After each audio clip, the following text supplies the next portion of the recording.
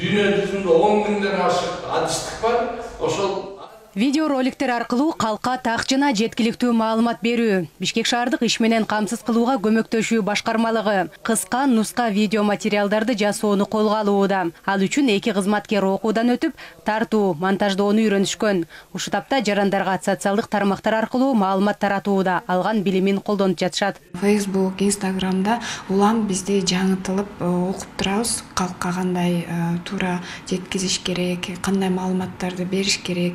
Элдер менен дагы тыгыз байланыштабыз. Бизге жазган комментарийге так жана туура пайдалуу жооп бергенге аракет кылабыз. Элдин оюндагы мониторинг кылып турабыз. Кандай учурда биз туура жеткизе алабыз, кандай маалымат менен туура жеткизе алабыз.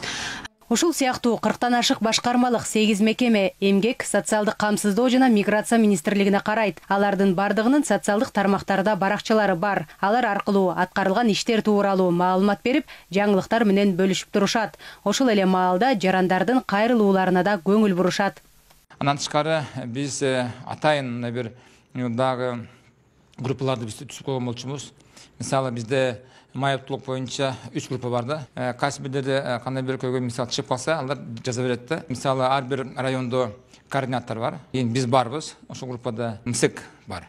Андан кийин биз ошонун ичинде баарыбыз где-то бир 100-130 эме бар чогулуп алып, андан кийин көйгөйлөрдүн баарын талкуулайбыз. Мисалы кандай бир суроолорго мисалы мүмкүн биз жетишпей каларбыз. Аны болсо биз аны жазып алабыз, андан кийин жооп беребиз. Ушул тапта соц түйүндөр жарандарга керектөөчүлөргө актуалдуу маалыматтарды берүүнүн булагына айланган. Мындан улам бардык мамлекеттик органдар социалдык тармактарда баракча ачып, аны активдүү иштете баштады. Соц түйүндөр маалымат берүүнүн булагы гана болбостон, жарандардын ой пикирин угуунун, алар менен өз ара тыгыз иштешүүнүн аянтчасы болушу абзел. Кыргыз Республикасынын мамлекеттик органдарынын социалдык тармактарда өз баракчаларын ачып, коомчулук менен тыгыз байланышта болуу, кабарларды ошол тез ылдам алуу аракети абдан жакшы.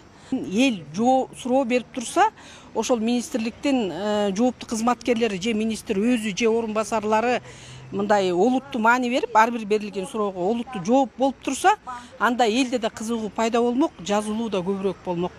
Санариптик өнүктүрүү министрлиги 2022 жылдын 1 кварталын кошкондо өлкөдө интернет колдонуучулардын саны 5 миллион 800 миңден ашык экенин билдирди. Алардын басымдуусу социалдык тармактарга катталган.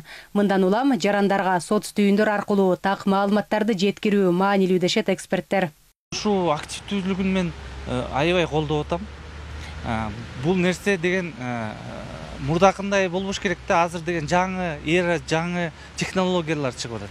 Ошону колдонбосо, пресс-службалар колдонуп, өкмөт колдонбосо болбойт.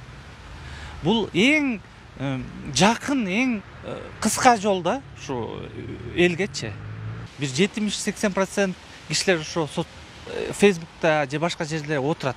Маалымат зор күчкө ээ заманда так жана туура кабарларды мамлекеттик органдардын берип турушу маанилүү. Анткени ар кандай кызыкчылыкты көздөгөндөр жалган кабарларды таратып, элди дүрбөлөңгө салышы ыктымал.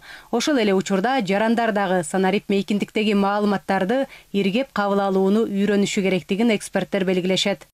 Жазгүл Сейдахматова, Чыңгыз Токторбек уулу, ЛТР, Бишкек.